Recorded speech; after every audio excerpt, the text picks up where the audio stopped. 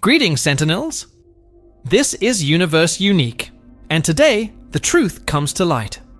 Robin, Batman's most famous partner, has always been treated as a problem in cinema. But could Matt Reeves be about to break that curse? Because if you look closely at his latest interview, you'll realize that the answer isn't as simple as a yes or no, and that's where things get interesting. Before we move on, I need your support. We're about to hit a very important milestone here on the channel, and every new subscription helps this community grow and become stronger. If you subscribe now, you'll gain first-hand access to the deepest analyses and boldest theories you won't find anywhere else. And drop a comment below. From which city and country are you watching this video? I want to know how far our secret line of Sentinels has already reached, and I promise I'll read them all. If this content is connecting you with the truths of the multiverse, go ahead and leave a like and join our secret line of subscribers. Now, about what Reeves said. He went straight to the point. Robin was never really broken in cinema, even with respect to Joel Schumacher and Chris O'Donnell. That's strong. It's practically an admission that the character has always been stuck between cartoonish exaggeration and being completely excluded from the more serious versions. And the detail that changes everything is that Reeves didn't laugh at the question. He faced it as a real challenge. Not every director is willing to put a masked teenager in the middle of a Gotham as brutal as his. And precisely because of that, this maybe he gave doesn't sound like an escape. It sounds like a calculated move. But there's more. And the way he describes this Gotham is the key to understanding where Robin could actually fit in. When Matt Reeves describes his Gotham as a pit of despair, he's not exaggerating. The Batman presented a city corroded by corruption, systemic violence, and a constant climate of paranoia. Every corner seems to hide an ambush, and every anonymous face could be a threat. Placing Robin in this setting isn't just an aesthetic choice, it means tampering with the very essence of what Reeves has built. In the comics, storylines like Batman, Year 3, or Under the Red Hood have already shown the brutal impact this life has on young vigilantes. Dick Grayson was shaped by tragedy, yet still carried a certain optimism that contrasted with Batman's darker side. Jason Todd, on the other hand, represented the extreme opposite, a more impulsive and violent reflection, one that Gotham ultimately consumed. Reeves knows that any choice in this direction cannot be arbitrary, because in this harsher universe, every wound, physical or emotional, would carry much greater weight. There's also the visual dilemma. In a world with a dark palette, endless rain, and almost noir cinematography, how do you introduce a character whose origins carry a brightly colored costume without breaking the tone?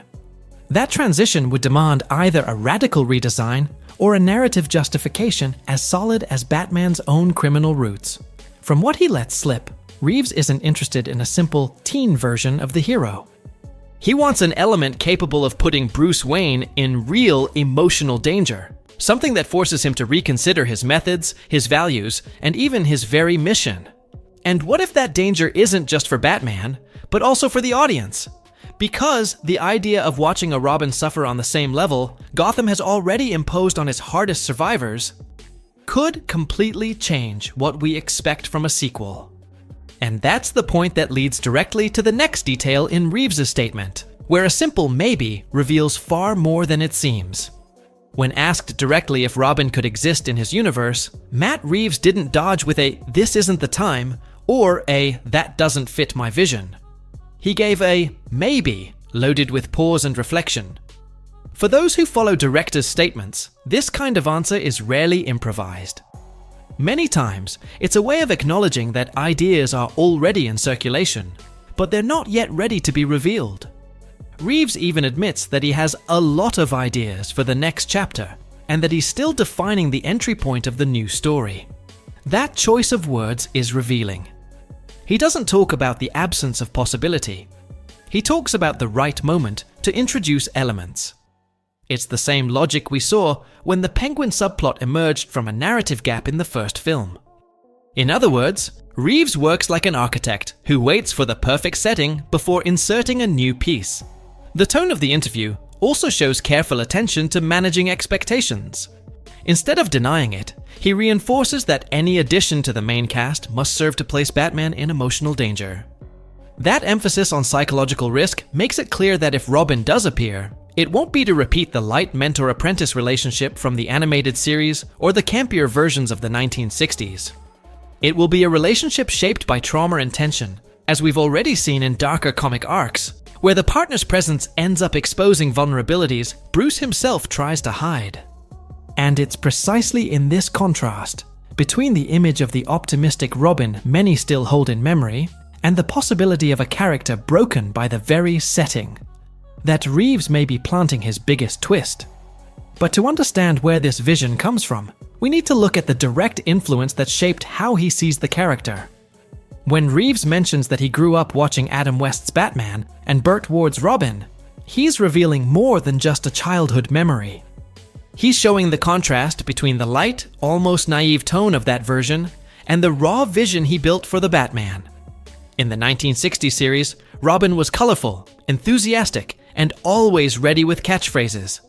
Gotham was almost like a theme park, where danger existed, but was always wrapped in exaggeration and theatricality. This past is relevant because it demonstrates that Reeves understands the cultural value of the character. He doesn't treat him as a burden or a disposable accessory. On the contrary, he acknowledges the fascination that the dynamic duo holds, but he knows that any attempt to bring that spirit into the present would have to go through a much darker filter. It's the same transformation Batman himself underwent in works like Frank Miller's The Dark Knight Returns, where the hero's figure is confronted with realistic violence, moral dilemmas, and a world that doesn't forgive. The challenge is finding a balance point between these two influences. Reeves doesn't seem willing to simply copy the lighter comic book versions of Robin, but he also doesn't want to erase him from the mythology. The reference to his childhood suggests that he recognizes the narrative potential of introducing a young partner for Batman, but in a context where that presence carries dramatic weight and visible consequences. It's a line of thought that echoes the way modern adaptations reimagine classic figures, preserving the symbol while altering the way it manifests in the world. And this is where the inevitable questions arise. If Robin enters this universe, which version would make sense? And more importantly, which of them could actually survive in a Gotham like this? If Reeves really decides to include Robin, the choice of identity won't just be a matter of audience preference, but of coherence with the tone of the narrative. Dick Grayson, in his early phase, could offer a counterpoint of humanity to Batman, but for that, he would need to be portrayed in a more vulnerable and less acrobatic way than in the classic versions. Jason Todd, on the other hand, would bring immediate tension. In the comics, his impulsiveness and mistrust led to defining tragedies, such as his death at the hands of the Joker in A Death in the Family. That arc would fit perfectly with the constant sense of danger Reeves has built. Tim Drake is also a plausible possibility, especially if the idea is to introduce a more analytical Robin, capable of functioning as an extension of Bruce's investigative mind. The advantage here is that Drake would allow the exploration of conspiracy and deduction plots, strengthening Batman's detective side. An aspect Reeves already showed he can master in the first film. Robin's presence wouldn't necessarily need to be that of a ready-made fighter right away. Reeves could choose to introduce a character who begins on the margins, involved in a parallel subplot, perhaps tied to the expansion of Gotham's underworld that we'll see in the Penguin series. This kind of slow introduction would give the audience time to form an emotional connection, while also serving as a trigger for the emotional threats the director mentioned. And there's still the aesthetic and symbolic issue. Robin's costume, colors, and even body language would need to align with the oppressive cinematography and urban design of Reeves's Gotham. A more tactical suit, with darker tones, could preserve the icon without breaking the visual logic. This would allow Robin to function not as a misplaced element, but as a distorted reflection of Batman himself. And if that reflection comes with a narrative of loss or sacrifice, the impact could be even greater. But there is an even bolder possibility, and it may already have been prepared, almost invisibly, since the very first film. The most curious part is that, when analyzing Reeves' statements, it becomes clear that he's already thinking long-term. In the first The Batman, small elements served as narrative foundations for future expansions. The Penguin series, for example, will explore the power vacuum Reeves mentioned, and that could naturally create space for the arrival of a young character, someone either drawn to the chaos or even shaped by it. This kind of indirect insertion is common in the comics. In Batman, War Games, for instance, the escalation of crime in Gotham creates the perfect backdrop for new vigilantes to emerge, some driven by idealism, others by survival. Reeves may be following that same logic, making the city increasingly unstable so that Robin's arrival doesn't feel like an isolated decision, but rather the inevitable outcome of a spiral of violence. Another point is the possibility that Robin is already being introduced out of focus. It could be a quick mention, a face lost among civilians during a chaotic scene, or even a parallel event in one of the spin-off productions.